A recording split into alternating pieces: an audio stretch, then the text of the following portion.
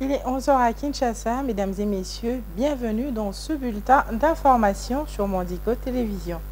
Le gouvernement militaire de l'Ituri, dans le nord-est de la RDC, a appelé la population de l'Ituri à dénoncer tous ceux qui veulent s'aimer la mort au sein des communautés ituriennes pour leurs intérêts égoïstes et prendre le territoire national. Le lieutenant-colonel général l'a dit lors de la présentation des 18 personnes, dont 3 mineurs qui avaient été recrutés par un certain Ngabou dans le territoire de Djougou pour rejoindre le mouvement terroriste M23 soutenu par le Rwanda. Suivez. Ils veulent être des grands en utilisant des petits vulnérables. Je demande à toutes les communautés de ne pas accepter cela. Parce que dans quelques jours, si vous ne le dénoncez pas, il y aura des morts. Et ces morts, ça ne sera pas seulement dans une seule communauté. Ça sera dans toutes les communautés. Peuple iturien, je fais appel à vous. L'heure est grave. Qu'on ne vous trompe pas. L'heure est grave. Et la preuve, c'est ça. Dénoncer ces bandits, ces criminels qui veulent, n'est-ce pas, détruire ce que nous avons construit ensemble. Et en santé, la lutte contre la variole de singe Mpox bénéficie d'un appui non négligeable de l'Agence des États-Unis pour le développement international USAID. Pour faire connaître la nature et la portée de cette aide auprès du public, cette agence a organisé le 26 novembre 2024 à Kinshasa, capitale de la RDC, une session de questions-réponses avec les journalistes. Cet exercice a justement porté sur les efforts de l'USAID dans la lutte contre le Mpox en République démocratique du Congo. Question également de mieux éclairer l'opinion sur les avancées dans la lutte contre cette maladie. Regardez. À travers cette session de questions-réponses, l'USAID met en lumière son appui au système de santé congolais et son rôle déterminant dans le contrôle de l'épidémie de Mpox en cours dans le pays. À en croire Tom Van Boven, chef d'équipe de santé intégrée à l'USAID, des progrès significatifs sont déjà constatés, particulièrement dans la province de l'Équateur, où une régression notable de la maladie est observée.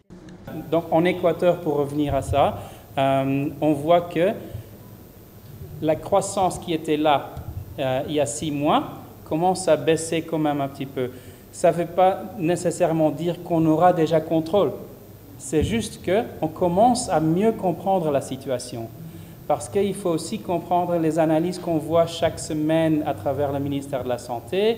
Ça explique aussi qu'il y a un nombre de cas suspects. Et ces cas suspects, c'est seulement quand ils sont testés et le test est positif qu'on peut parler d'un cas de Mpox. Et il y a un grand nombre de cas suspects qui sont les varioles, qui sont d'autres maladies, qui sont par prévention identifiés comme cas suspects, mais après analyse ont été découverts que c'était autre chose. On continue à travailler et on a de bonnes espérances qu'on continue à accompagner le gouvernement à adresser tous les défis.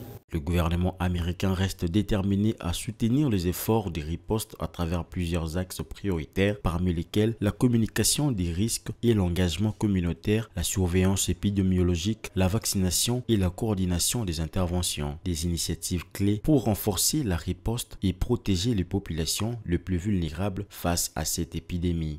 C'est vrai qu'il y a besoin de plus de vaccins dans le pays.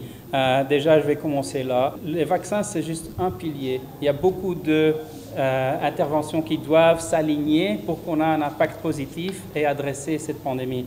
Le fait que les vaccins sont limités, on suit le gouvernement avec ses décisions de commencer les vaccins avec des populations clés, comme les prestataires, comme les clients, les patients, les familles des patients. Il y a certains groupes que le ministère de la Santé a identifiés et c'est là qu'on commence dans les provinces. Il y a un plan que le gouvernement a développé pour faire toutes ces étapes. Pour le moment, on est en cours d'obtenir les documents du gouvernement qui permettront aux bailleurs, comme les États-Unis, de ramener encore des vaccins. Dans ses combats contre le Mpox, l'USAID intensifie ses actions sur le terrain à travers la collaboration avec 7 partenaires techniques. Parmi eux, l'OMS, l'UNICEF, Breakthrough Action, FH36 via son programme EPIC, la Croix-Rouge, Alima et la FAO. Ces organisations jouent un rôle crucial dans la mise en œuvre des interventions en apportant leur expertise pour renforcer la riposte, protéger les communautés et enrayer la propagation de la maladie. C'est à travers ces 7 partenaires que depuis février-mars, on est en train d'accompagner le gouvernement dans cette riposte pour vraiment essayer de courber la curve de l'épidémie et d'assister un peu partout dans les zones où le Mpox est le plus présent, soit dans les zones endémiques, comme dans les zones forestières, l'Équateur, Sud-Ubangi, Sankuru, mais aussi à l'est, où ce n'est pas endémique, mais où on a maintenant aussi l'épidémie, dans le Sud Kivu, le Nord Kivu, et même ici à Kinshasa, où il y a plus de cas. Donc, c'est ce qu'on essaye de faire donc, à travers nos partenaires au niveau technique, mais au niveau diplomatique, et avec le gouvernement, avec les autres bailleurs. Et on essaye de suivre les conseils du ministre, de vraiment travailler sur la riposte.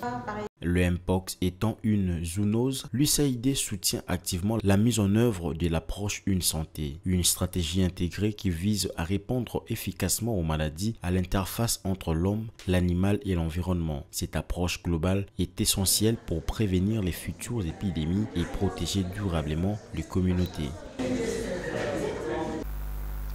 Et en sport, coup d'envoi le mercredi 27 novembre 2024 à Kinshasa, capitale de la RDC, de la 26e Coupe d'Afrique des Nations des handball dames.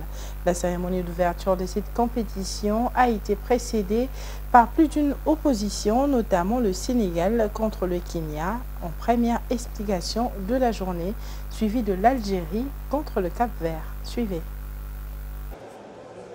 La rencontre entre le Sénégal et le Kenya est la première à lancer la 26e Coupe d'Afrique des Nations des handball au gymnase du stade de Martyrs de Kinshasa. Un match inaugural qui s'est pratiquement joué à sens unique puisque le Kenya n'a pas fait le poids devant le Sénégal qui l'a largement dominé par un score de 39-9.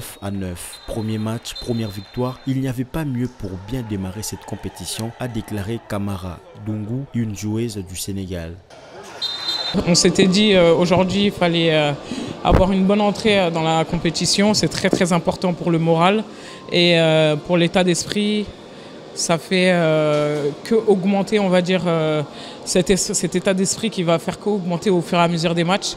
Donc c'était très important qu'aujourd'hui on entame de la plus belle des manières. Quoi battu d'entrée, Mashuma Dorothy du Kenya reste tout de même optimiste quant à la suite de cette compétition. Today, we've played against Senegal and I didn't expect the results because the game was a bit tough, but we tried our best. Yeah, that is it. I think we are going to do our best because today was our first match and it has been a bit challenging. But the next match, we are going to do better. Au-delà de cette compétition, Kinshasa a réservé un accueil chaleureux à ses hôtes. En témoigne Kamara Dungu, la joueuse du Sénégal. Pour le moment, ça va. Voilà, on est venu nous chercher à l'aéroport, tout s'est très bien passé. Il n'y a pas eu de soucis en particulier, on est très bien logés. Rien à dire pour le moment. L'organisation au niveau du gymnase, tout se passe bien. Un peu trop de pression, mais ça va.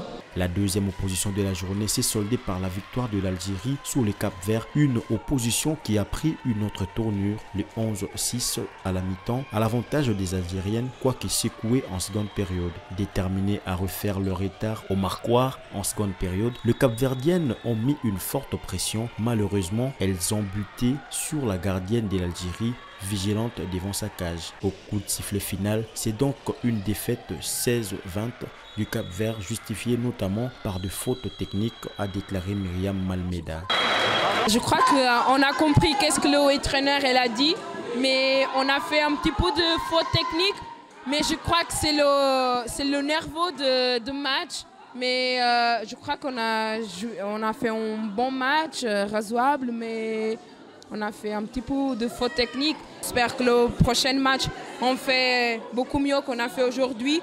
il faut oublier le match d'aujourd'hui parce que demain, il y a autre match. Une victoire d'entre eux, une bonne entame de la compétition, quoique compliquée au début, explique Camélia de l'Algérie. Ouais, tout à fait. On a fait une entame de match un peu compliquée, mais on est hyper contente de commencer la compétition comme ça. C'est le premier match, donc on commence bien. Ouais, totalement, hein, c'est l'objectif. On n'est pas venu pour faire figuration, on essaye d'avoir le maximum de victoires et aller le plus loin possible. Cette première journée s'est poursuivie avec un troisième match de la journée qui a vu le Cameroun l'emporter 32-26 sur la Guinée.